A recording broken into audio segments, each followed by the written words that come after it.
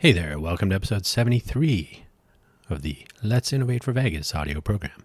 I am your host, the managing director of the Innovate for Vegas Foundation, Dan Hugo.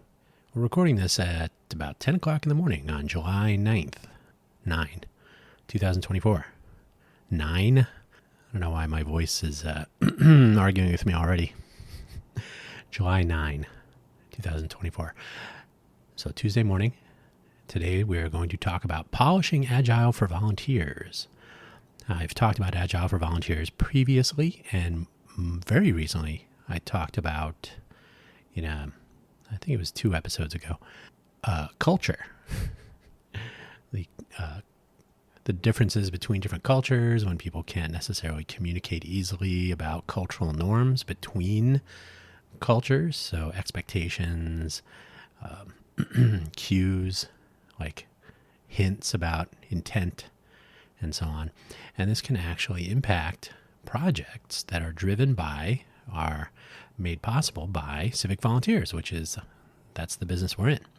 And there are other organizations around the United States and the world that are built entirely of civic volunteers who contribute their time to make projects that ultimately elevate communities and actually manage to generate revenue now and then to compensate people for their time. And that's a business model that is not new by any stretch. It's something we've talked about in at least one episode before here as well. But the focus, because we are looking at our Project ACT, our autonomous cohort tessellation. A tessellation is a mosaic. So if you can imagine different former Code for America brigades around the country, around the United States, and then possibly beyond, each working on something, projects and so on, not actively sharing what they're working on. Former brigades may have one person, they may have 2, 5, 10. Some of those people may contribute some time and effort and expertise, sometimes, often, constantly. Now, what would happen if a group that had a small number of people on the team working on an interesting project had one feature, bug, something that they just didn't have the expertise or the experience or couldn't quite get it? But suppose there's another civic volunteer organization somewhere else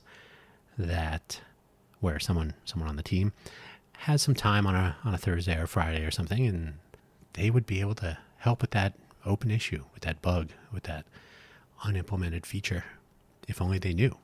So Project ACT aims to help with connection, communication, and collaboration between civic volunteer groups. They don't have to be former brigades. They don't have to be formally organized. The basic idea is to enable that connection, communication, and collaboration to make the most of the interest that many people have in making community elevating projects go. So the connection is possible. We're working on that now. The communication can become interesting because of the differences in culture. That is, we do things this way and you might do things that way. We write issues, bugs, features, our specifications, our documentation. We do things in one way and some other people might do things some other way.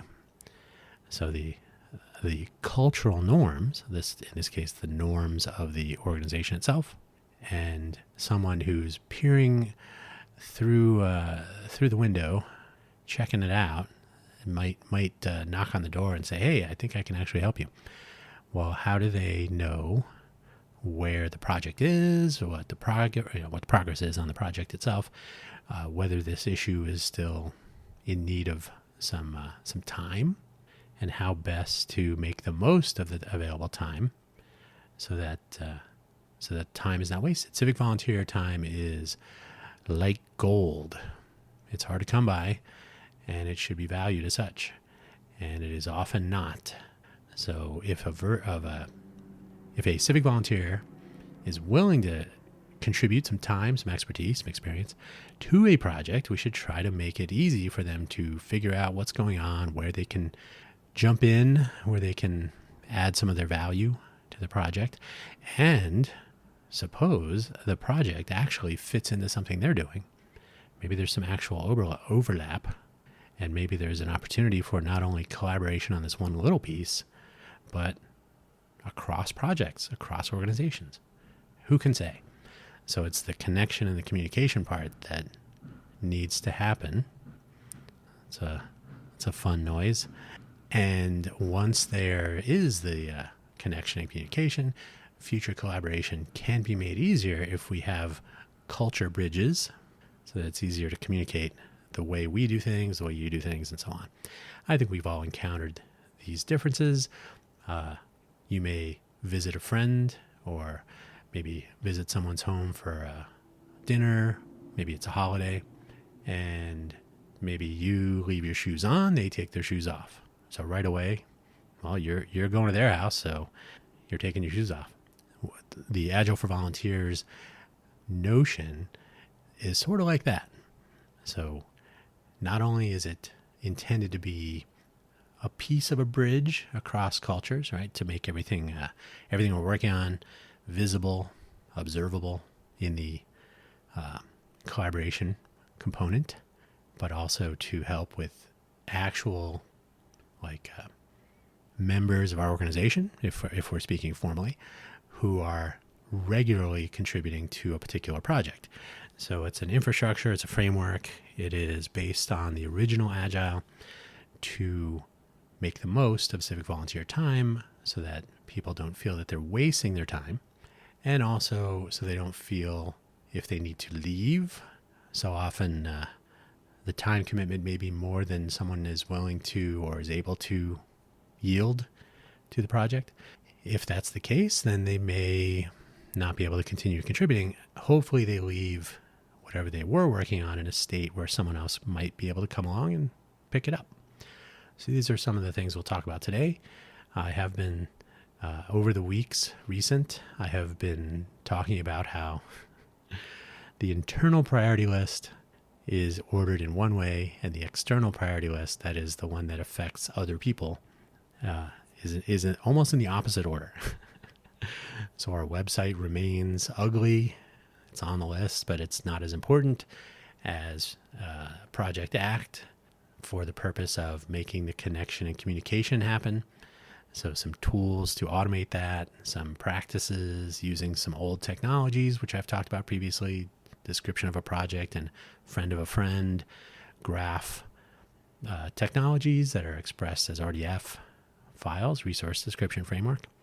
And, well, they're expressed as XML or Notation 3 files to describe resources and relationship graphs and different pieces of data about projects and relationships between organizations and people and so on. And it turns out, based on some discussions about Project Act, it became very clear that that cultural bridge will be essential. So kind of an upfront, here's how our group is doing things. And as I am always want to do, it is based on something that has been around for a while and that has been tried and tested. But despite some of the bad press Agile gets frequently, I believe, and one of its founders, Robert C. Martin, Uncle Bob Martin, will tell you, you don't have to use Agile the way they described it. It's not a specification. It's a set of principles and notions. I would call it composable Agile, but instead it's been sort of corrupted and taken over, commandeered by commercial interests, by Scrum masters who want to be paid to tell people how to run projects and so on. The Agile method, or the Agile manifesto, really is about a framework that can be adapted to the way a particular team or a particular group works best.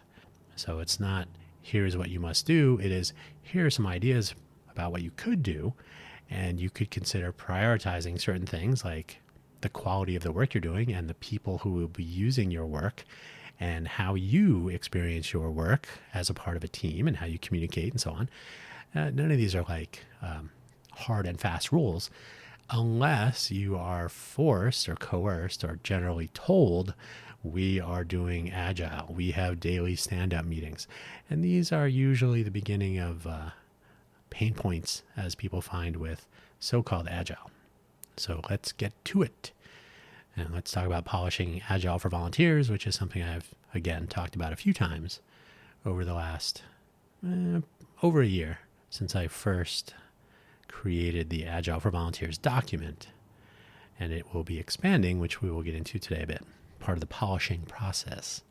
So hopefully wherever you found this audio program, you are able to see the episode description in which there are show notes. There are actually several links this week. The summary of the show, which I will read to you, and then we'll go through the links, and then we'll get on with the show. This might be a long one. There's a lot of stuff to cover here. Mostly, well, we'll see. Okay, let's get to it. So the summary of today's episode. Agile has been getting a bad rap for a while now. Yet we have adopted Agile for Volunteers as a way to involve contributors of creative works in project description and implementation through the user story process. We are using a 2-week iteration to start. Again, not a hard and fast rule, starting point. And that could vary per team, per project, right? And the presumption that our contributor may not return after 2-week iteration and more. So there's more to this, but that's what this audio program is about today. The link section, the first 3, it used to be 2, but now it's 3.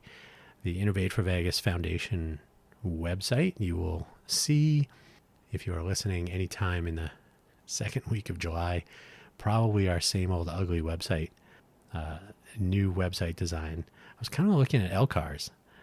If you like Star Trek, the standard Star Trek UI for their library computer access control system. No, that's not right.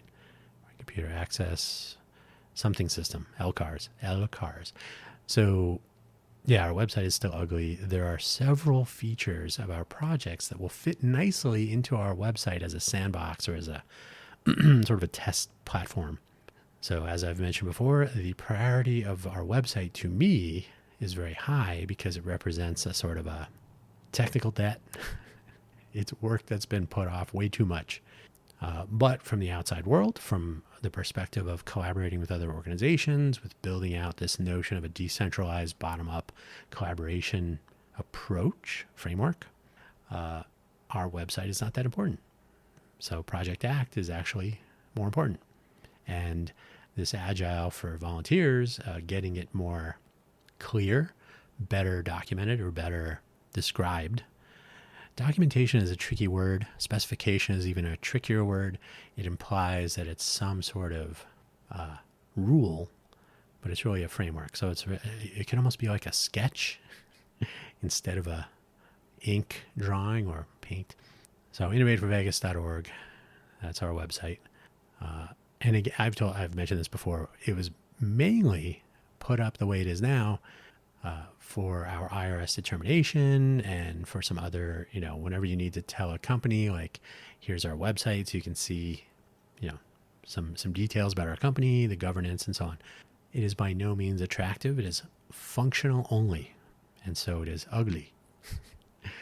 Our GitHub organization, github.com/innovate4vegas, and in both cases, 4 is spelled out, F-O-R, Innovate for Vegas, INNOVATE, for Vegas. GitHub org has a bunch of our stuff, our projects, code repositories, documentation repositories, project overview repositories, and so on. Ideally, as things really get cooking, there's a lot of stuff there that's been kind of sitting because, we'll get into that. Mostly, though, it is Army of One. It has been for about a year, which is unfortunate, but that's why Project Act, I think, will be important, because it turns out other former brigades or other civic volunteer organizations have been enjoying the same scenario. So we'll see if we can't connect people who are of the mind to contribute to community elevation projects, and maybe that will lead to collaboration and we'll see what happens.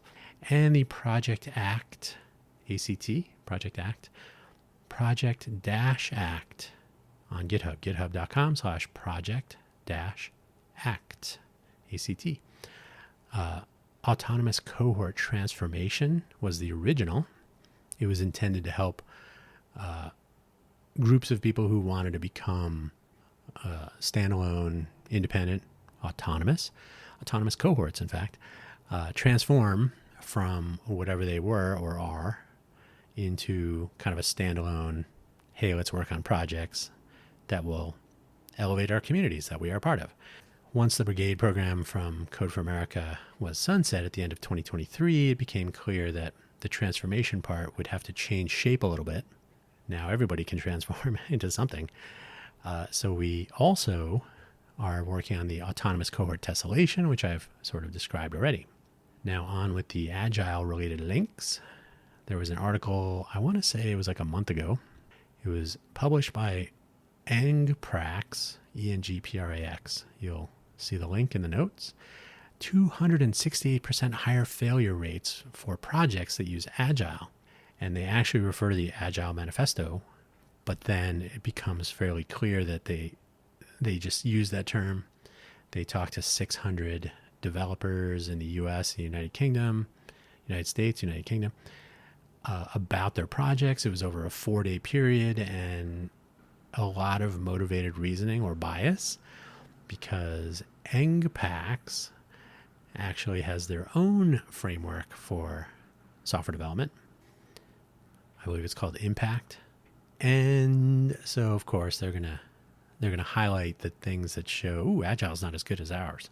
So that was the basis of some of these discussions. But I did want to touch on what Agile is or could be, and what Agile has kind of morphed into because of conflicting interests and a general misunderstanding.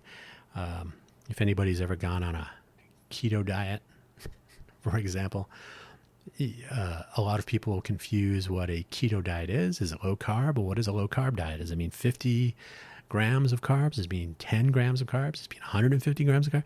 So everybody has their own take, but if you treat them all as if they are the same, then you may find different results, different outcomes, different properties that people are feeling, they are noticing, they are making note of. That diet didn't work for me. I did the low carb. Well, how many carbs did you have? 250 grams. That's lower than my normal kilogram of carbohydrate. So to me, a low carb diet or a keto friendly diet is about 10 to 15 grams of carbs in a day. Did you do one meal a day, OMAD? Did you do intermittent fasting? So there's all these different qualifiers and different, at the end of the day, turns out, and I've actually written several articles on this, and I'm going on a little bit of a tangent here, but I think it's almost identical. You should choose things that work for you. You can start with a framework as a starting point. So, okay, keto diet. I want to get from here to there. I want to get my serum ketone levels to a certain number. I want to have a certain sense of health and well-being, energy levels, etc. So you can actually make note of those. And for you, that might be a different collection of foods, times to eat, and so on. It's all about collecting data so that you can actually measure what's working and what isn't. And the same exact thing applies here. So I think what you end up with is people who are told to do Agile. Hey, we are doing Agile. Our entire team of 12 people will have stand-up meetings every day. I've been there. And you're like, why do I have to be at this stand-up meeting? Why can't I just talk to the 2 people I'm working with directly? Well, because we're doing Agile. Maybe you're not. So, interesting article as a starting point. Let me get some tea here. I actually spilled a little bit of tea, but we're good. We're good. So yeah, interesting article. Not as a good information source, but more of a disinformation source. Literally, they want to steer you towards their management framework. And I will point out right now, the Manifesto for Agile Software Development is the basis, but it doesn't have to be software development. Not everything is code, and that's another facet of Agile for Volunteers. that we'll get into. So there's a coder named D-E-E, Coding with D, YouTube channel. I came across her video, her reaction to this report. She had some interesting opinions.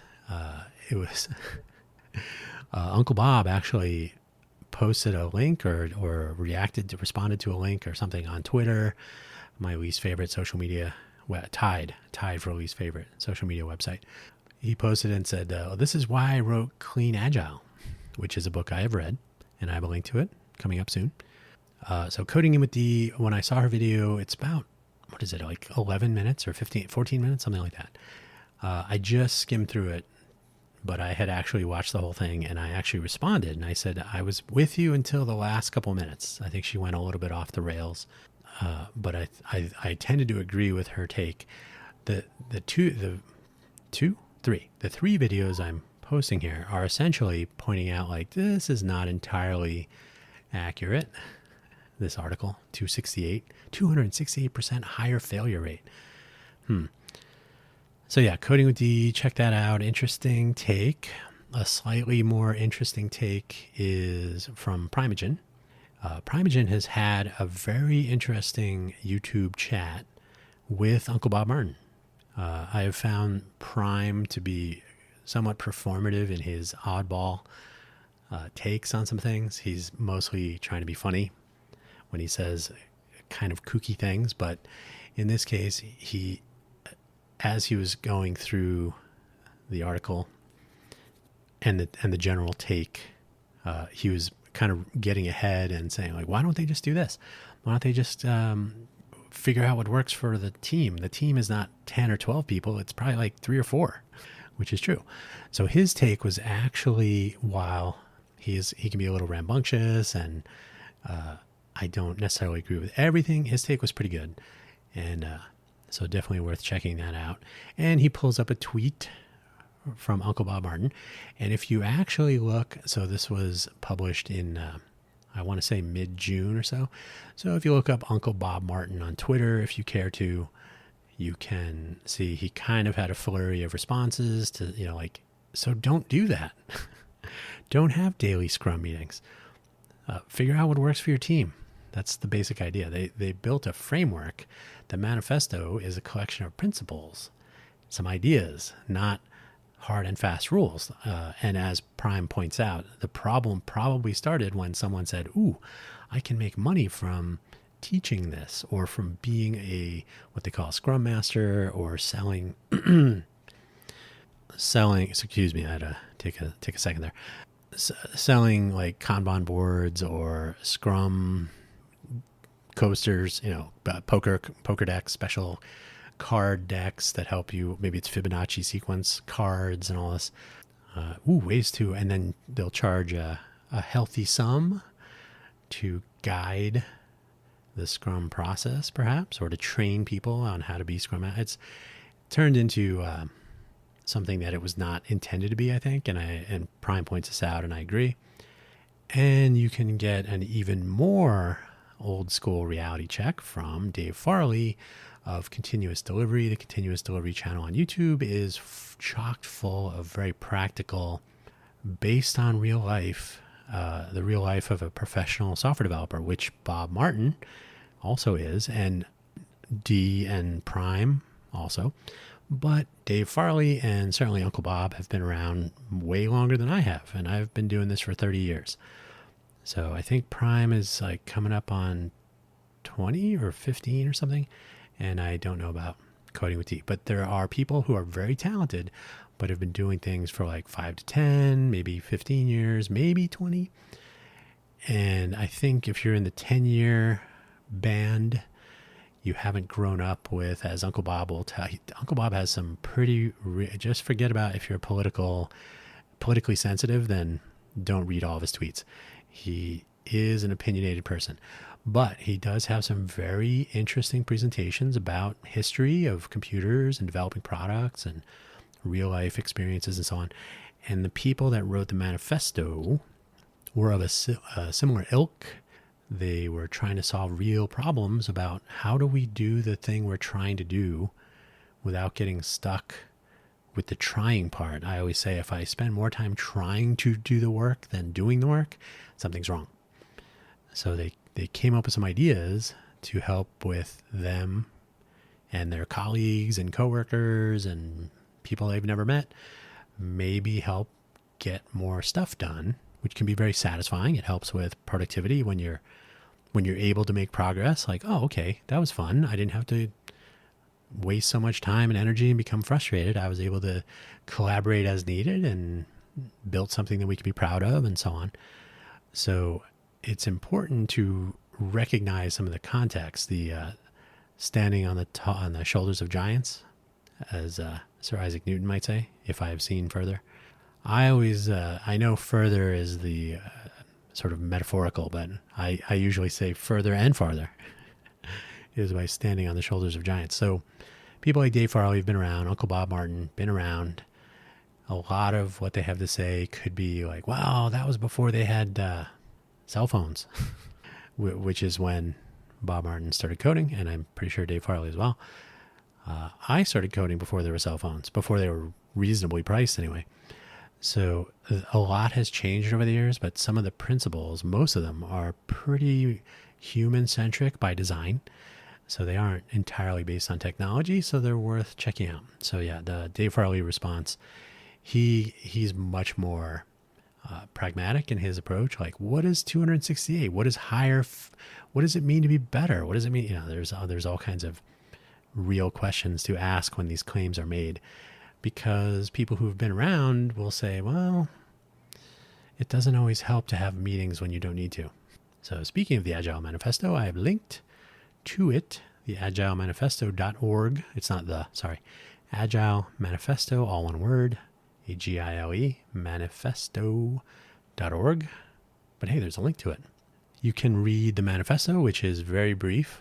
It's the key is the 4 lines, which I will read to you now very briefly. Individuals and interactions over processes and tools, working software over comprehensive documentation, customer collaboration over contract and negotiation, responding to change over following a plan. And so, as I will touch on later, that's the manifesto, basically. As I will touch on later, when you are trying to get volunteers to contribute their time, it's really difficult to come up with a full specification that can take advantage of the different levels of expertise, the different types of experience, the different types of interaction. You're building things for people that might be your friends or family or neighbors or people you encounter in your travels day to day. You may have a nuanced view of what a project might be based on your interactions, and you might bring some different things to the table. So if we spend a lot of time up front, and this happens, and I'll get into this, here's what we're going to build. And then someone joins the project and says, oh, but you're not even tackling these problems, or this could be way better if you know, hey, I'm a language translator. Why are you only doing everything in English? Things like that. So so the manifesto basically says they prefer, or you should prefer, the statements on the left, so individuals and interactions, over the items on the right, which are, in that line, processes and tools. So actually discussing things, actually coming up with something that works. So if you have a team of 3 or 4 people working on a feature or a component or a thing, and it could be software, it could be anything, which we'll get into as well. Then focusing on the individuals contributing to the project, the people you're building it for or making it for, or whatever you're doing. Interacting, discussing, communicating. Don't come up with a process with words. Agile, Scrum, stand-up, story points. Story points are okay, but if those terms and tools, you have to use the... And it will sound like I'm doing tools, but we'll get into exactly why. But favor the interactions over the tools and the processes. So that means people should be able to talk about things and, this is not working, let's fix it. Not, the tools are what they are, we have to use them. And too bad. And the nice thing about working on software is you might be able to come up with a tool that works better, or you might be able to make a fix or or make a change or notice whether things are working. So that's something to keep in mind. But anyway, so that's the manifesto. And there's a whole nother section, the principles of the manifesto. And there's a whole bunch of things, and I might touch on one or two later. But this is on their website, so you can check it out, agilemanifesto.org. The Clean Agile book, which I mentioned, by Robert C. Martin. I have a Goodreads link to it. I've read several of Robert Martin's books. They're pretty good. They're very informative. And again, he comes from a time when computers were programmed with punch cards, when it was the computer was in the basement, when not everything was JavaScript based, which it was a different time. You had to understand a lot more of how computers worked, and they didn't always. And so making the most of the time people were spending and making communication work. There was no Zoom calling. There was very little, like I said, cell phones. Mostly teams were co-located. They were very near each other, so they would meet in person. They would have a chat at the water cooler. They would go to lunch together. Casual conversation, the pair programming notion is actually pretty valuable. So these are all things that have developed over the years from basically a collective recognition that some things work better, some things don't work. And so the Agile Manifesto tries to provide a starting point for figuring out what works for your team. And so in this case, it will be the Agile for Volunteer documentation project, which will expound on so I'm not even linking to the one document. We have our how-to collection of documents for our organization, things like sign up for a GitHub account, and here's how to do what's in there. I'm not looking at it at the moment. The process, like how we interact with each other, how our organization is structured. We're all volunteers, for example, so honoring volunteer time is very important. You may believe as a volunteer that your time is being wasted, but remember that when you interact with other volunteers, their time might be, if you feel your time is wasted, your time spent with them might also be wasted. So there's a general view that, again, volunteer time is gold, so we should try to make the most of it. And our policies on like attribution. I'm not a fan of the way some organizations worked with regard to volunteer time, especially when they had paid employees giving direction, managing projects, managing volunteer time, and the paid employees getting top billing, getting mentioned, whereas the volunteers were often below the fold. And so I'm not a fan of that. So attribution, making sure that you are, if you want to opt out, that's fine.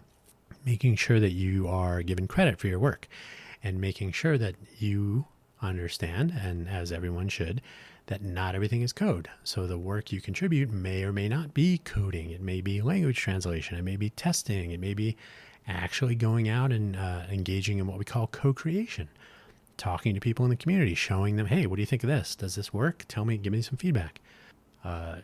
Testing, coding, creating graphic images, icons, audio, video, explainer videos, documentation for our end users, content for a website. These are all essential components that are often undervalued. So part of our documentation for our organization, our how-tos, includes things like this. The Agile for Volunteers notion will be expanding to be its own documentation project. And again, documentation is a word that suggests that this is the way, but it's used more loosely here. But basically, a collection of issue forms to help with some process. So using some of the tools we have available to us for free, GitHub projects and so on. And I'll get into why those are an important part of making the most of individuals and interactions in this grand scheme. I'm going to take some more tea. First, Agile of old. Oh, my voice is getting crazy. Let me get some more tea. First, Agile of old. That's better. Agile is simple. As written in the manifesto, it's based on reality and developed by people who, at the time, and I want to say this was in the 80s. I can't remember. Let me see. Their website has picture. It was a picture of everybody around a whiteboard. I think they were staying in a hotel room at a ski resort, maybe. Manifesto. Let me see if there's a date. I should have checked this earlier. I did know this because in the Clean Agile book, Uncle Bob Martin goes, oh, it was 2001. It was at the lodge at Snowbird Ski Resort in Utah. Why did I think it was in the 80s? So yeah, February 11th through 13th, 2001. So just over 24 years ago. 23 years ago. The principles that they outlined, or the ideas that they wrote down and agreed to be a part of the manifesto, are again very simple. They had been there and done that for years of waterfall and other even less successful approaches to project management. They considered things like XP, or extreme programming. Some of you may have heard of extreme programming as passing a keyboard back and forth. So co-programming. There's a little bit more to that, but that's a component of this. The pair programming. Did I say co-programming? Pair programming. And some of the pitfalls of the classic and not quite as intended waterfall method, which is based on an illustration on the cover of the paper that was written about this. And it looks like a waterfall, so they were like, oh, the waterfall method. And if I recall correctly, the author of the paper was like, no, it's not supposed to, you're not supposed to do this. I'm telling you why it's bad. So the waterfall method became like a good thing, which it is not. So yeah, that was what prompted this meetup and some discussion. And again, Clean Agile book goes into some of this. The Agile Manifesto spells out an approach that is reasonably simple, sets priorities clearly. So great outcomes over politics. Those are some of we favor the things on the left over the things on the right. So people, customer interactions, customers are the people that are going to be using the thing that you're making. Can you hear those emergency vehicles? Production by a street. So designing and building and including the people or the customer in the process at some point, being human aware, if there are humans involved, is important. That's one of the priorities over process. And like, we have to have meetings because it says in the book that we have to have daily stand-up meetings. Not really. You don't really have to do that. It's fairly lightweight. There are principles, and I'll read you one of them. Business people and developers must work together daily throughout the project. So if you actually have non-coders that are like going out and talking to the customer, considering how they're going to market, document, advertise the product, whether they need language translations for different markets, different users, different customers. So that's not a lot to ask. And in fact, we are by design, including the entire team in the Agile process. So the business people and the developers are the team, ideally. Build projects around motivated individuals, give them the environment and support they need, and trust them to get the job done. So rather than telling people how to work, what to do, when to do it, the tools are provided, and do things the way that work for you, for your team, for this particular part of the project, for how things will work best in this instance, for this period of time, etc. Highest priority is to satisfy the customer through early and continuous delivery of valuable software. So you should always have like working software. You should always be able to try it out. If you go months and months with broken software, things can go really poorly. So they can languish. And again, that's what happens when people are not working on projects. When they decide to bail, that makes planning the project or making progress on it nearly impossible.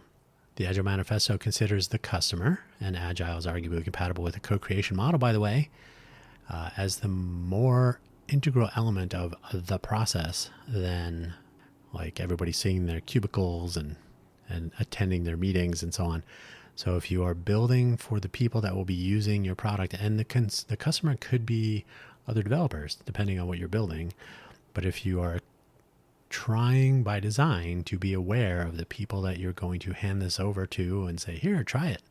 If you have them in mind and make their interests an integral element of the process, and the process we'll get into, but it's basically how you move along, implementing features and fixing bugs and so on. So the process sounds like a bad word, but it's not in this case. Make the customer matter. Don't wait till the end and say, oh, that's right, I forgot.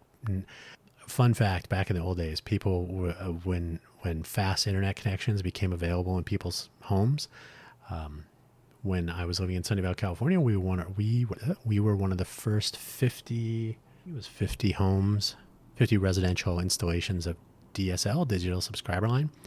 And we actually had, I think it was 384 kilobits up and down. We had a symmetric line for some reason. So we were one of the first ones. Now you're not using a modem anymore. You're not doing 33.6 or 53.6, 53.8, whatever it was.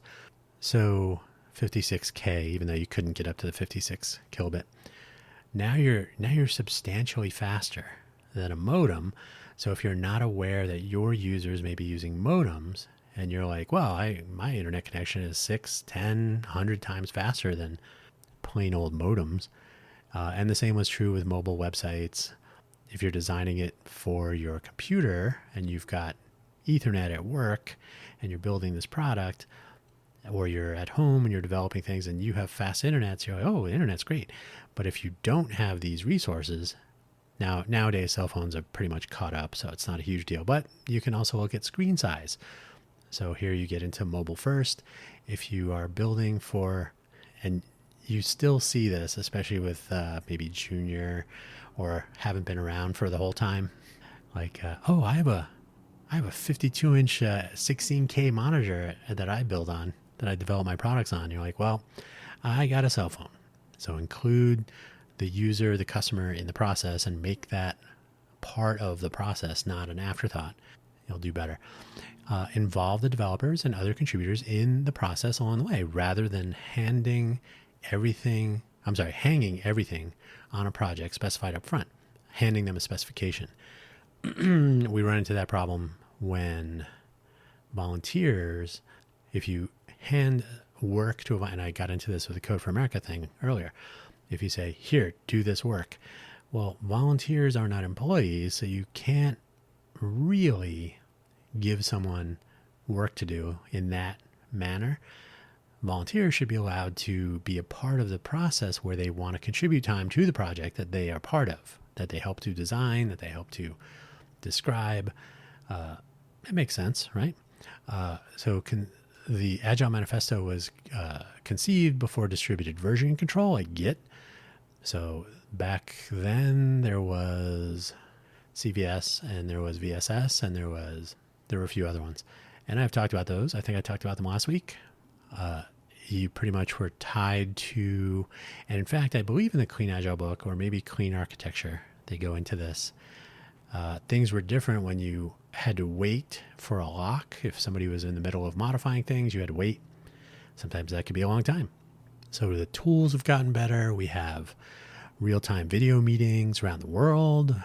We have live pair programming. We literally have Git Live set up in our GitHub repositories, so people can screen share in real time and see what they're typing and make comments and so on. You can combine that with a live video chat. You can have an actual live pair programming session at a distance. You don't even need to be in the same room anymore. So the Agile Manifesto was written at a time when people tended to be at work. By the way, Agile Manifesto was written for employees of companies that were working on software products. So for the software developers working for the company, we have none of those things. Agile did stress interactive progress and discussion in person. So the pair programming, the stand-up meetings about, typically a stand-up would be what I did yesterday, what I'm working on today, and what's blocking, what's getting in my way. So people can try to let's talk about that after, or, I know what the problem is, or solvable. So it's a way to synchronize the whole team, but you don't have to. And certainly nowadays, there are only more tools. And again, you want to prioritize people over tools, but the tools can help to save the time of the people. So if you can use the tools for the people working on the project to make the customer experience better, rather than deferring to the tools, you'll be better off, allegedly. So why is Agile so bad? Agile was conceived by software developers, and that mindset to make the workflow, communication, and measurement of progress easier, or at least more sensible, was the motivation. Somewhere along the way, though, and as I've touched on this already, Scrum, Kanban is another thing, although Kanban boards are actually, they can be pretty useful. But Scrum and an industry about Scrum Masters and training and materials and curriculum, and then SAFe, which is a capital SAF and then a lowercase e, is yet more gobbledygook attached to this manifesto, where the whole idea is to try to enable small teams, 3, 4, 5, 6 people, to move quickly, but also be economical with how they spend their time, and to have confidence in what they are creating with that time, so that they know it works, so that they have good communication with the other teams. You can treat other teams as customers, so you want to make sure your stuff works for them just as well as you want it to work for the people that will actually be using your software out in the real world, if you like. So all these overseers and wrappers around the simple ideas with complicated trainings and different managerial roles and reporting and managing up to keep program managers and vice presidents of engineering and product and marketing people happy and so on. Probably their undoing. The stand-up meetings have become the thing. I think it's probably, if you were to say, what do you think about Agile?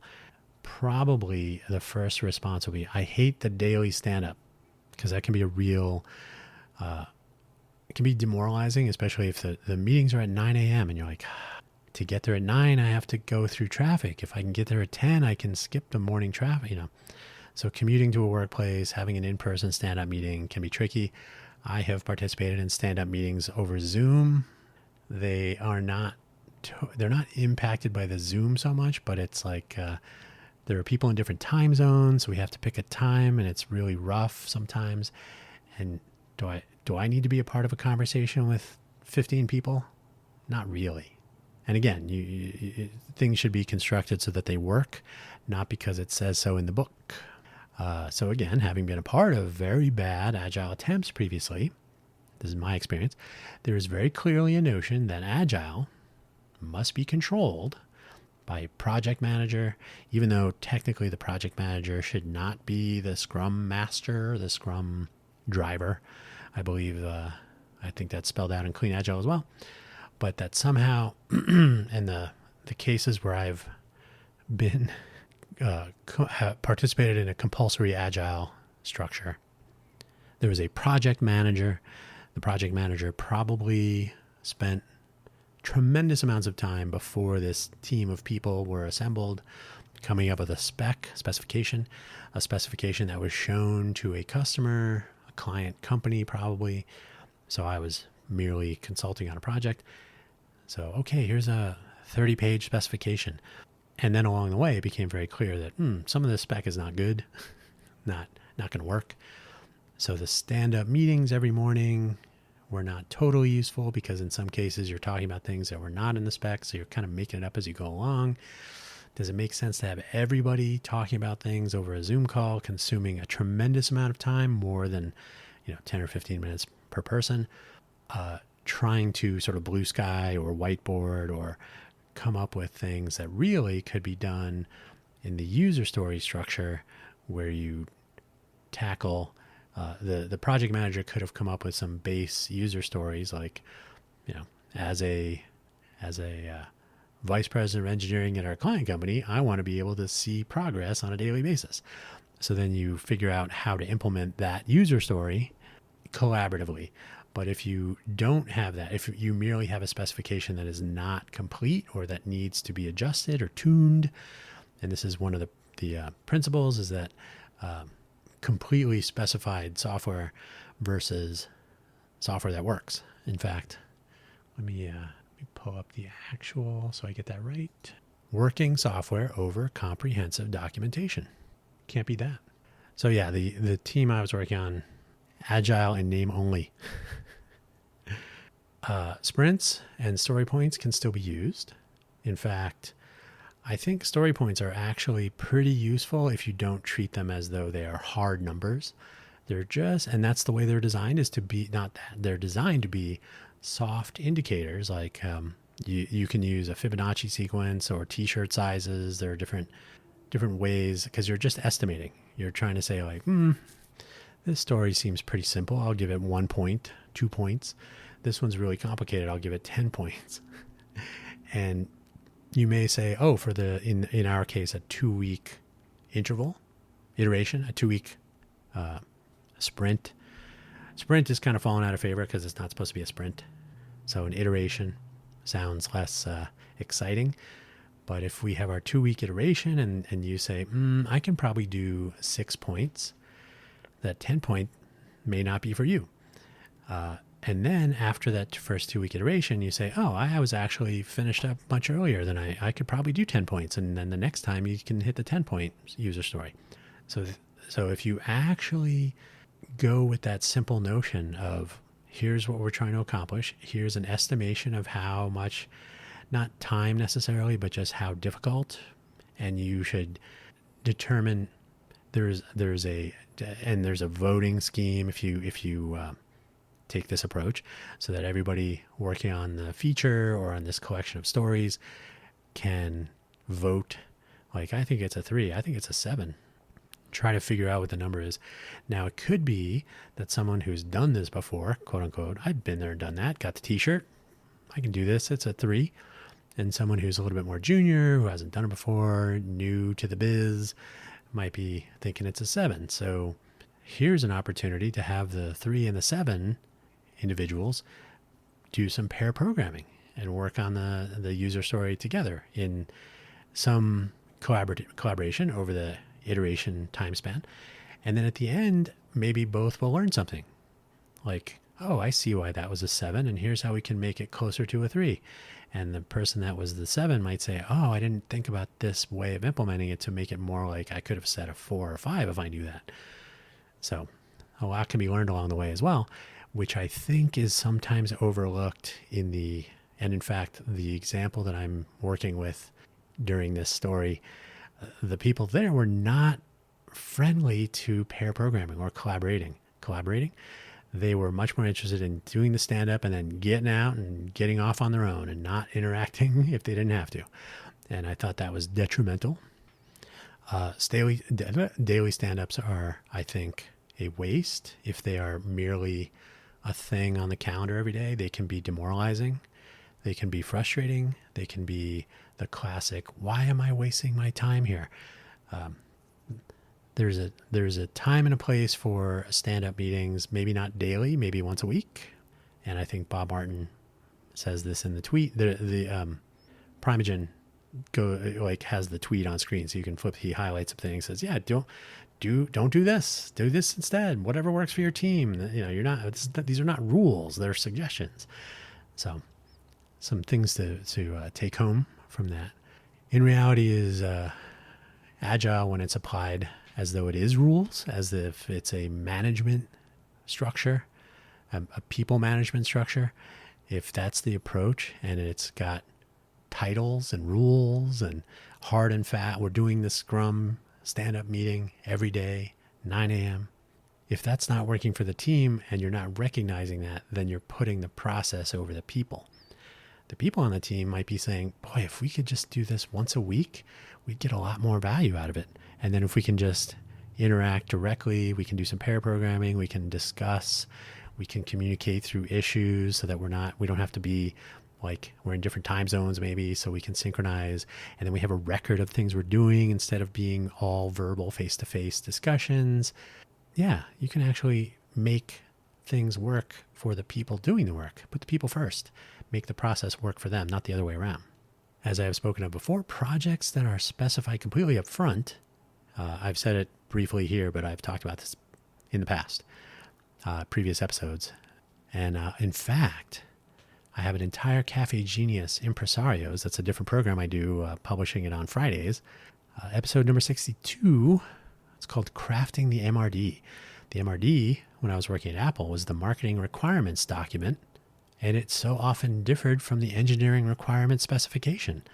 So people at Apple Computer, and this was a long time ago, in the Power Macintosh days, so 3 processors ago, because there were still 68K Macs also, they would spend a tremendous amount of time and energy in interacting with marketing and projections and customer profiles and stockholder satisfaction, fiduciary responsibilities, coming up with engineering requirement specification, the ERS, and then the marketing requirements document. And then as the project was moving along, making progress on the development side, at some point, and I make a point of this in that episode, like a half of the project time would be spent going, oh, we have really deviated from what the MRD was trying to accomplish. So we pivoted the ERS to make it possible, to make it doable, to make it work better, to make it more practical, to take advantage of what's available, technology, what's going to be in the product, et cetera, et cetera, et cetera. Things that could not necessarily have been foreseen in the ERS. Meanwhile, the MRD is making some assumptions about the product that is going to be marketed to the customer. And as they diverge, best laid plans, so that was always, I found that to be interesting at the time. And I always used to joke like, oh, we have to spend literally half the schedule is, and if you imagine a V-shaped, ERS heading to the left and MRD heading to the right, like at some point halfway through, you have to squeeze them back together so that they are even close to each other. And people would essentially say, yeah, that's pretty much what's up. So they can diverge quickly, and the customer need or marketing plan can not match if you're not paying attention to what you're actually building. And I think this is where in that report, people complain that not having a specification up front leads to failed products. And then Dave Farley goes into what does that really mean? What's a failed product? But if you include the customer through user stories or a co-creation, maybe even better, ideally, your notions up front, whatever specification you have, there are some things that must be specified. Like if you are making something that you'll be plugging into a wall, you don't need a user story to say, that's going to be 110 to 120 volts, alternating current. It's going to have like 3 amp maximum. It's going to be an inductive load motor, whatever. You can specify certain things, and there's really not going to be any room for changing the way electricity works, the way chemistry works, the way batteries work. But you may find that we need a higher capacity motor. So if you over specify and you don't have flexibility to change certain things, but you can't change the way alternating current works. You can't change the way Newtonian thermal flow works, things like that. So some things you can specify completely, other things you can be a little bit more flexible about. And so it's important to be cognizant of that up front. If you spend all of your time specifying, you may spend yet more of your time unspecifying and realizing that, oh, that's not going to work. Oh, we need to account for this. Someday we can talk about when Toyota purchased what was it called from Dean Kamen? I can't remember. It was a wheelchair that could climb stairs. And Toyota spent all of their time working on the project in their labs and in their development buildings, cubicles. And when it was released, everybody said, oh, that's really neat, but too big, too heavy. Batteries are a problem. Doesn't work for 95 to 99% of the people that would love to use this, but you didn't talk to them.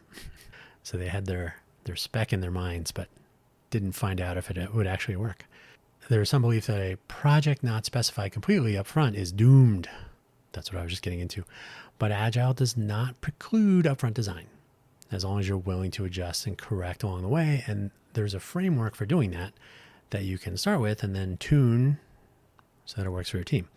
And that is something that is also accounted for in Agile for Volunteers. So is that really Agile, whatever it is you're doing? So the experiences I have had with small and large companies come down to this. The name Agile can mean many things to different people. It can mean different things to different people too, especially where there are non-technical project managers driving. So if somebody who's never been a programmer, developer, hardware, software engineer, they may not have the same perspective. There's nothing wrong with that, but it's something to be aware of. Non-technical, as in project managers who are not themselves developers or familiar with the exciting world of software development or hardware development or product testing or QA process. I was told one time by someone who I lost all respect for at that point when he said this, isn't the relationship between software development and QA supposed to be adversarial? Yikes. So people who don't know, they could be technical. They could be technical project managers, but they don't have experience with QA, or they don't know how to do language translation. What is the process of internationalization and localization? Maybe they don't know how to best integrate assets like icons, images, media, audio, video clips, and things. So there's an entire menu of possibilities during product development. So if your project manager doesn't know those, so again, it doesn't have to be technical versus non-technical. It just could be the scope of a project is more than the familiarity level of the project manager. So the project manager will then rely on this thing called Agile. So we end up with a lot of meetings and a lot of the facade of like, oh, it's Agile, so it must be cool. Look how the windows all line up.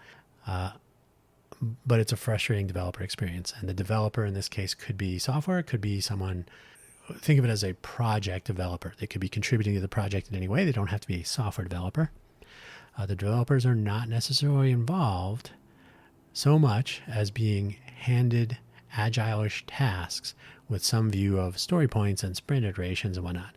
So rather than saying, hey, how many story points do you think you can do? What do you think of this user story? Is it realistic? It's more like, here's the specification, figure out how much work you want to do. We're going to do a sprint, and then we will have our daily stand-ups, and so that you get fed into a machine that may or may not be working. Things don't go great. Terms are thrown around as though, if and in fact, I made a reference to this in the culture program 2 weeks ago on this very channel. If you have certain expectations of what should happen during a sprint when we use certain words, and I have different expectations because we come from different starting points and different backgrounds of Agile manifesto implementation and best practices and so on, then we don't necessarily see the use of the term in the same way. That was true of the Barnga card game, where tables of people that do not speak, so you have to be quiet, so you can't give each other hints. They are playing cards, got a deck of cards, they're playing. One table may be playing Crazy Eights, one table may be playing Go Fish. So when one person gets up from each table and they all switch around, but you're not speaking, so one person at a table that, hey, you can't say this. Yeah, we were just playing Crazy Eights over there. But you sit at a table that's going to be playing Go Fish, right away there's going to be some mismatch in expectations, right? We're playing a card game, yes, but not the same one. So that's important to think about. And that is something Prime rightfully pointed out, and I think Dave Farley did as well. Like, what do you actually mean when you say Agile projects fail 268% more often? What does that really mean? What were they really doing? I have yet to see a proper assessment at the end of a so-called sprint to adjust story points and thus progress expectations for the purpose of estimation, which is why story points are used. Much less the notion of iterating on user stories to correct, to pivot, to tune. Like, hey, we didn't really account for this situation, this corner case. We should revisit this user story. I've yet to see that really implemented honestly It's more checking a box. Okay, we did the story points. What are we going to do next? What's the next sprint? It's just a mark of progress, and it's a way to show that we are proactively trying to make progress on this project. We're not taking advantage of the manifesto and principles. We are using buzzwords to check boxes. And like I said, I've encountered that time and time again. It's not good.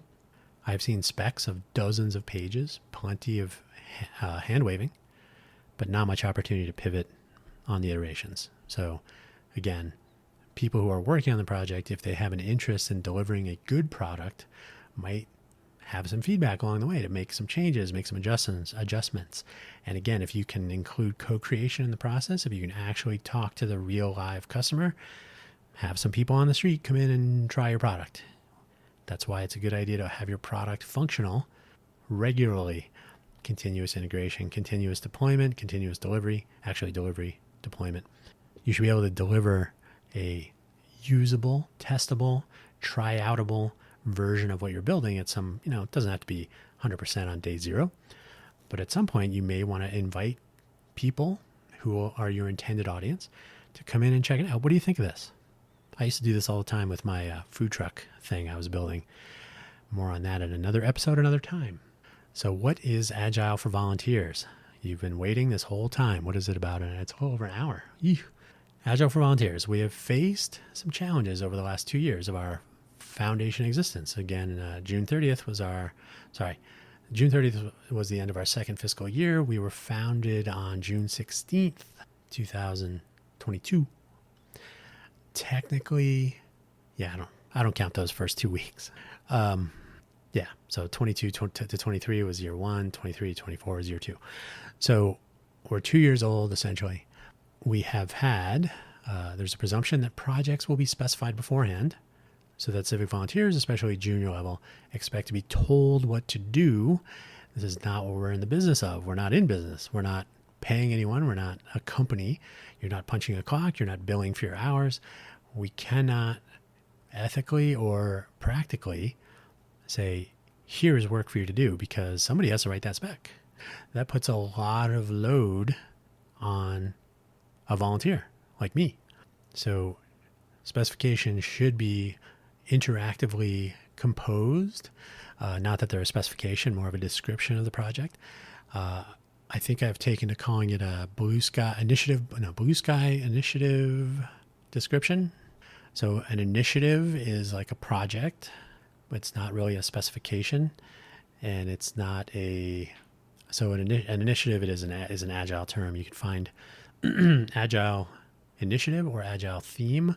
So I figured, let's make an initiative of the thing we're working on, and we'll make the theme.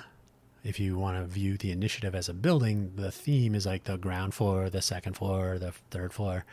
So you separate the initiative into functional sort of macro blocks, and then you can subdivide those into features and epics and features and user stories, and then tasks and implementation and testing and all that.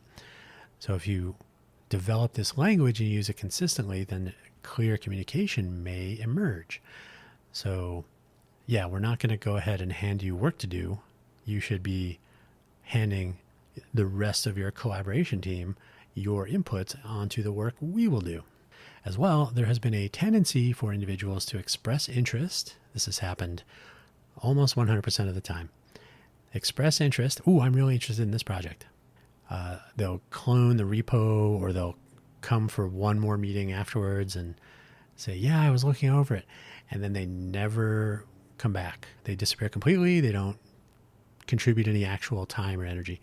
They take time and energy as part of an onboarding process or as part of a discussion. That becomes very expensive. So we have to be aware of volunteer time on both sides of any interaction and try to make the most of the time that people are willing to give. And especially prior to our name change, the presumption, I should put the tone on that differently. Especially prior to our name change, the presumption has been software only, had been. While we are attempting to include a variety of skill areas to tackle all the facets of our real project, software and non-software. So when we were at Code for Vegas, there was this presumption that we were working on code. Code for Vegas was a legacy name from about 10 years ago, I think it was. 10, 11, 12 years ago. Part of Code for America back then. So Code for Vegas, reboot Code for Vegas Foundation. So I'm not a coder, I'm not welcome. Heard that multiple times. So our projects, real projects in the real world, same deal, are not just software. They often need other skills, other talent, and most importantly, other interested contributors so that more people can be a part of elevating their communities, because that's the goal of our projects, right? We're not building like an e-commerce platform, not necessarily. We're not building games. We're building tools and platforms and pieces of software that will hopefully make communities better. That's in fact part of our purpose statement, by improving a process, making information more easily available, considering people who speak other languages or don't have completely 100% or 20/20 vision or complete hearing, so being aware of the actual people in the community, include the customer. So we had that circumstance. We changed our name to Innovate for Vegas Foundation to be more inclusive, to be more in line with what we're trying to accomplish. Innovation can happen without, in most cases, without any software, much less people writing it. So Agile for Volunteers starts with the Agile Manifesto and makes these adjustments. Iterations start out at 2 weeks. They can be adjusted based on the particular team. Agile presumes employees committed to projects in exchange for money. We don't have that. So volunteers and volunteer projects need to be more creative. Assume someone will take part in one iteration and commit one change, like one story point, and then they might disappear. So we ask people to commit to something, commit their time to something, and hopefully commit something to a project repository on GitHub. We have a free teams tier because we're a nonprofit. So thanks Microsoft and GitHub. So just do one thing, but make sure that when you depart, whether you say anything or you just do the Irish goodbye and disappear, that whatever you did work on can be used by someone else. Otherwise, don't bother. Let's be honest. Requiring or even expecting daily stand-ups is obviously impossible. But making use of asynchronous communication tools, virtual pair programming like I've described, mini meetings as needed. So maybe you're working with another person. If you want to have a meeting online, in person, maybe if you're working with 2 or 3 people on a project, you might think, hey, let's go to a coffee shop or a library and sit at a table and throw some ideas around and whatever works. So no hard and fast rules, encouraging that and realizing that we cannot possibly ask people to do something crazy like daily stand-up meetings. Volunteers, should be able to connect on their time when they can, if they want to, if they need to, etc. Volunteer contributions can take many forms. So that Agile for Volunteers, I sometimes call it Volunteer Agile, but Agile for Volunteers attempts to include different not software developer skills and focus mapped into user stories and tasks and even bug reports. What we ask is that we use GitHub since it's free, and since there is some project management capability for free, so issue tracking and so on. So here's an issue. If you describe your issue, so a user story, here's the 3 C's, the card, the conversation, and the confirmation, kind of maps to objective and key results. If you can actually do things in a structured way so that you kind of go, oh, yes, I know what the feature is, the user stories, the implementation in this repository over here, I can actually contribute something to. So if we always do kind of similar things, we can factor out that learning curve. So once someone takes the time to say, oh, okay, Agile for Volunteers, you do an initiative, you have an overview repository with theme,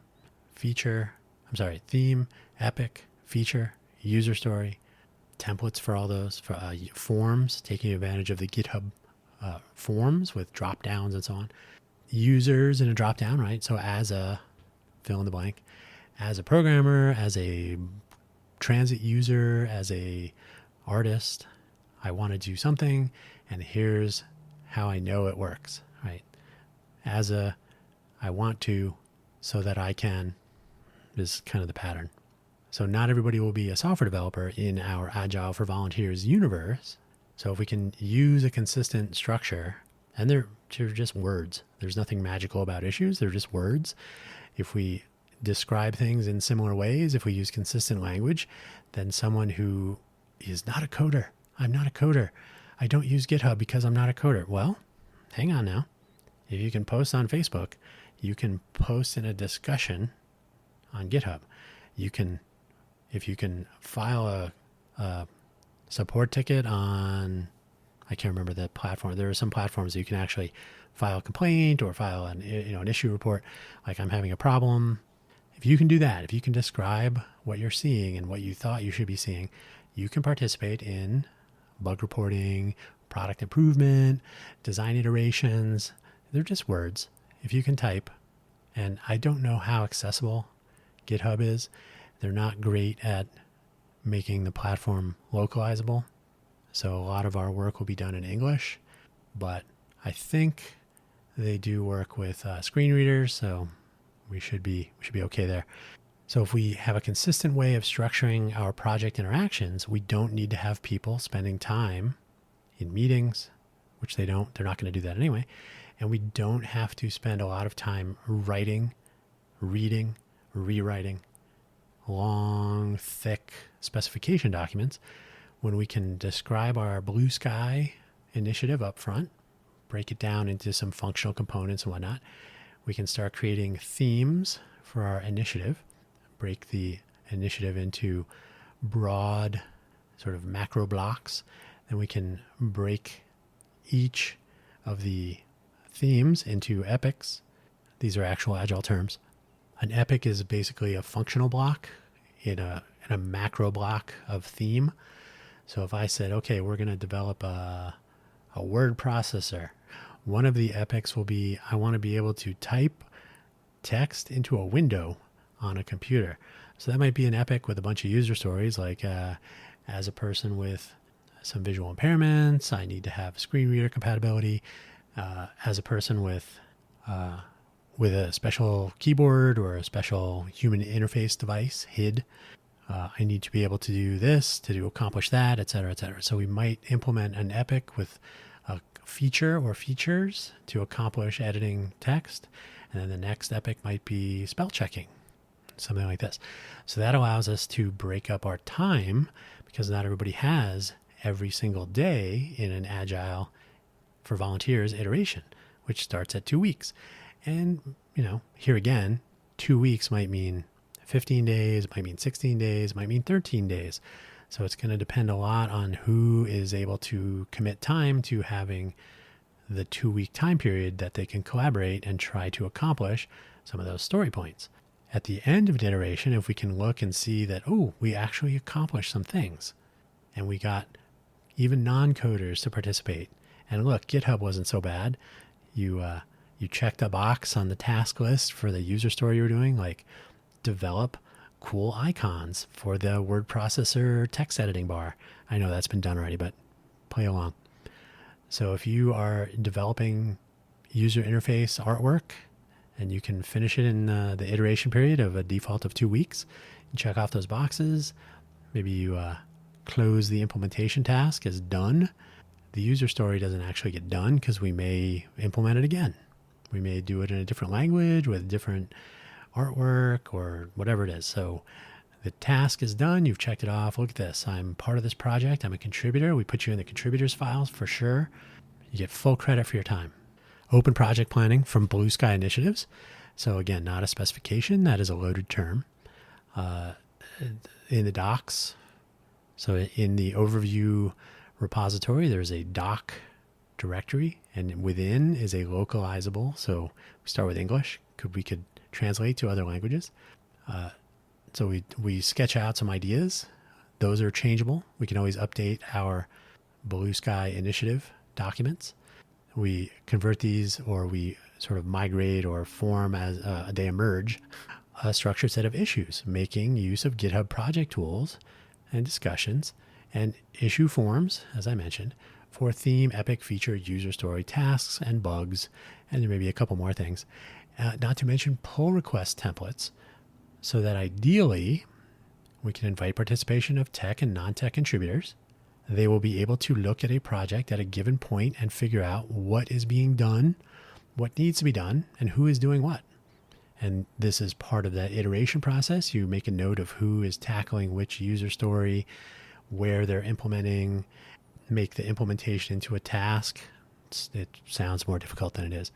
It's so that at any given time, if someone says, I'm not even going to tell you I'm leaving, they just disappear, at least we have some notion of what they were working on and what they were trying to accomplish and where it connects to the rest of the projects, but it doesn't require writing 25-page documents. It might be filling in one or two lines of one checkbox and another checkbox on some things, or describe how you were going to tackle this user story.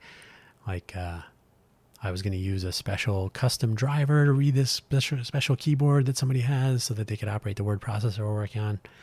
Things like this. So it helps to communicate with the team rather than requiring meetings. So it could be a minute or 2 minutes or maybe 5 minutes of typing or doing some research, getting some links together, some information. Not a lot. And they will be able to contribute a little, a lot, maybe even identify points of collaboration with other projects, possibly in other places. So the person that may take on a user story during an iteration, or maybe as an external contributor, might not even be living in the same hemisphere. They may have some time on a Friday. They see an issue that says, oh, we need to integrate some AI libraries. That's what I do. I can help with your project. Oh, I can see your user story describes what you're trying to accomplish. I can see there's an implementation repository that has a few things done, but there's an open task to integrate this library. Let me see if I can help you with that. Bam. And then if our projects are all structured in a similar way, don't think of it as a hassle or a dictatorship. It is factoring out the need to be creative about this. Spend your creativity on implementation, on describing the project, on filling a need, on elevating a community. Don't spend your time on, what should we use for project management? How should we try to figure out who's working on what? We can solve that. We can iterate on it as needed. We can make some adjustments and tune it up. But we shouldn't have to reinvent a wheel every time we have different people working on different parts of projects and so on. So that's the notion of Agile for Volunteers. Start with the manifesto from February of 2001. Make it work for a volunteer setting where people are not paid, they're not employees, they're not required to be at work every day. Assume that they want to do something good, that they want to contribute their time for a good cause, that they want to feel good about the work that they do and how they've spent their time and the time of others, and assume that the outcome will ultimately be beneficial as intended so that it will actually be worth that time along the way. Finally, the polishing. That is the title of today's episode. And I know this is going on for a long time, but this has been one of those things that's been sitting, waiting to be tackled. And it became clear that this has to be at least moved along to a more implemented state. More has to be done, more has to be described, and more documented. And again, documentation sounds like it's rules, but it's really like, here's the notion of Agile for Volunteers. So the Agile for Volunteers document in our how-tos was 1 page, and it's okay. It's a good start. But there has not been much time spent on that scaffolding, the issue forms, pull request templates, etc. Much less describing the workflow, integration with GitHub discussions. So for feature requests, how would we work with external contributors? So if somebody wants to take on a user story or a task, how would they do that? How do we integrate them into teams? How do we facilitate communication, introductions, and so on? So this has changed, starting with a standalone documentation project with more description of our Agile implementation and templates and forms and discussion configurations, and even some labels with colors. So you can label things as a task and an epic and so on. Accounting for the way they're displayed in the different views of a project, how the project interacts with the different repositories, the overview and the implementation repositories and so on. Another little detail will be, hey, I'm a graphic artist, or I'm a user interface designer. I use Figma. You shouldn't use Figma. You should use PenPot, free and open source software. But I use a tool that is not like text files, although PenPot is SVG, text files. So how do I use GitHub? I'm not a programmer. Well, we can use the project to track contribution, to track your time, because again, we want to make sure people that spend time, expertise, experience on projects get full credit. We also want to be able to inform other people if they want to collaborate. What are you working on? Here's the person working on the user experience. Here's a repository for implementing the user story components of visual design, of asset development, etc. So if we can bring people who are not coders into this workflow so that they can join, they can figure out how can I help? Where can I spend a couple of hours on a Thursday? Because I like to give back to other projects in the open source, civic volunteerism, community elevation world. How do I spend time working on the project, not figuring out how I can work on the project? So that's part of the motivation. And our first real test of this, like everything else, this is a work in progress. So the documentation project itself today is basically an empty GitHub repository. So some of the things that will be going into it, I've been trying out in the first implementation of it, which is the third and final bullet item of this episode. So the documentation project for Agile for Volunteers is a work in progress, and it will probably always be to some degree. As we learn, as we have more people with more eyeballs and more earballs participating and seeing and hearing how things work and how things may not work, and can we fix, can we improve, that applies to everything. The nice thing about open source, anybody who wants to contribute, take it, make use of it, feedback, some improvements from lessons learned, great. So today, as I'm recording this episode, it is a blank new project with like a license and a README file. But once we're done with this today, I hope to start moving some of the issue forms and other workflow components. And again, this sounds like it's work to be done to participate, but it's actually, the goal is to reduce the amount of work because there's no need for inventing a way to communicate things. Like, oh, I'm working on a feature. I'm working on this user story. By the way, a user story, let me give you an example from our open transit project, for example. Feature might be, I want to be able to indicate when I get on the bus. So that's a feature. That's a feature. I'm gonna log into the bus, like checking in Foursquare or various other apps. I think those are not popular anymore, but I'm going to check in on this bus. As an operator, I might need to do this, this, and this. The operator is typically the bus driver. As a passenger, I need to do this, this, and this.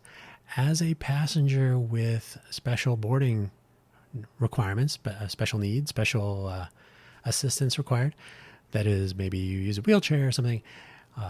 When you board the bus, you may be required to occupy a space with tie-down points so that a wheelchair or a scooter or other wheeled transportation device doesn't roll around, so keep you safe. So like tie-down straps.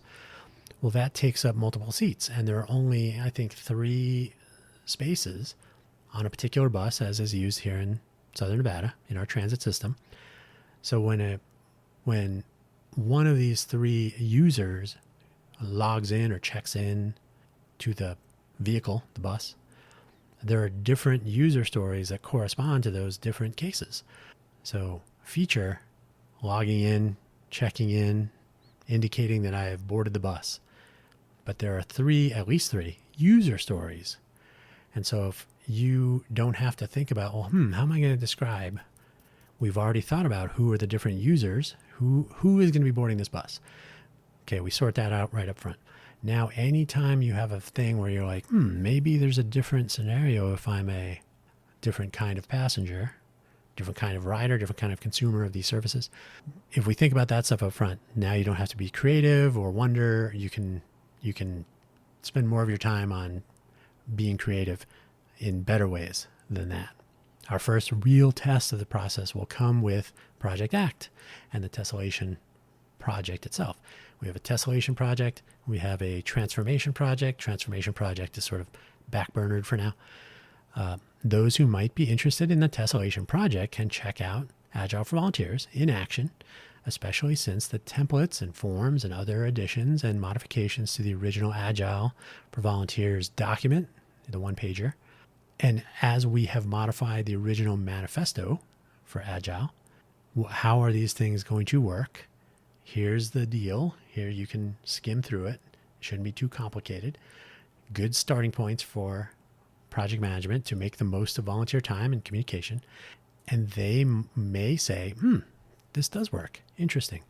And they may have some feedback for us.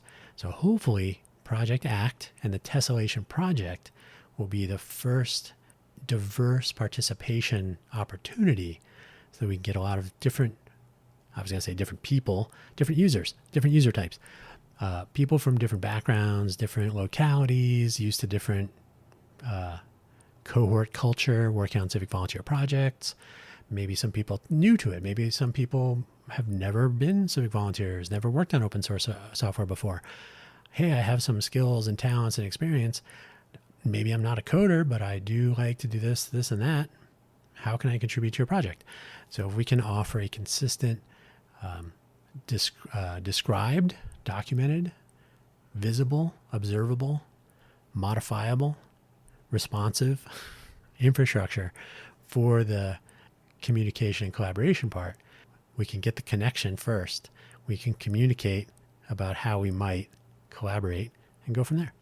It all sounds wonderful. Agile for Volunteers. Hopefully, it will be a learning experience for everybody. And that is the end of today's episode. It went on quite a bit. I'm mildly amazed that my voice stood up as well as it did. The last, I'm going to say 5 days have been really weird. It's been super hot in Vegas, although I did grow up in Phoenix where it was hotter. True story. My voice has been particularly weird. There was a few days a week ago, that it was much better, but this is allergy season in Vegas. I've not gone back and compared my audio programming from like winter months. Hopefully it's better. That is where I'm going to leave today's episode. Don't forget to check out our website, innovateforvegas.org. One of these days, very soon, I promise, I really do, although I'm not going to commit to any dates. I should have a 2-week iteration going at all times. I think I actually do. New website coming with more information, more integration with our project content in our GitHub organization. You can see more about Project Act. It's still very early, but things are coming together nicely so far. We do have our weekly office hour meetings on Thursdays at 6 p.m. Pacific time. We have a link to the calendar on our website. Hopefully that will look better. It's an embedded Google Calendar. It's not beautiful by any means, but you can see there's a virtual meeting link in there. The meetings are open. They're not recorded. There's a 30-minute window, but that just means I'm not going to sit for 3 hours and wait for people. But if you join in during that 30 minutes, or if somebody else does, and then you come by later, we have gone as long as 3 or 3.5 hours, I think. So interesting discussions about software development and process and user stories and this and that. So interesting times, big things ahead.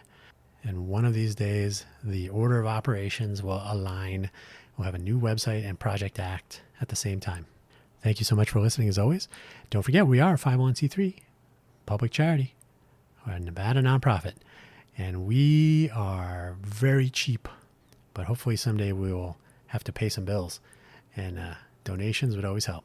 So if we can deliver some real value, thanks to the efforts of civic volunteers and their contribution of time and effort and expertise, hopefully that will turn into a value for value model and we can all benefit in some way. Community elevation, people can get jobs, who knows what? Who knows? So thanks for listening. Take care.